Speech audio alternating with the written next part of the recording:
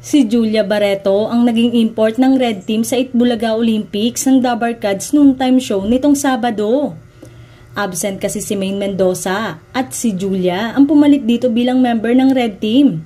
Kasama nina Jose Manalo, Raisa May Dizon, Karen Ilstrop at 2 member ng Singing Queens. Nakalaban nila ang Yellow Team ni Wally Bayola, Miles Ocampo, Paulo Ballesteros at iba pang Singing Queens.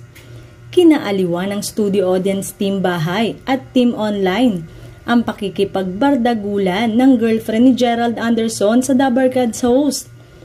Komento nga ng netizen, bagay na bagay raw kay Julia sa EB at may rapport agad ito sa host. Siniship na nga agad ng ilang online viewers na maging regular na sa TV5 noontime show ang aktres. Kaya naman, why not? Samantalang, ibinisto naman ni Joey De Leon na inaanak niya sa binyag si Julia kaya imbis na magkisay nagmano ang panganay na anak ni Marjorie Barreto sa Henyo Master.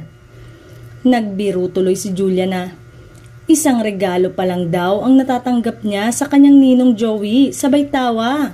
Rematch at walang nanalong team sa Olympic segment ng noontime show.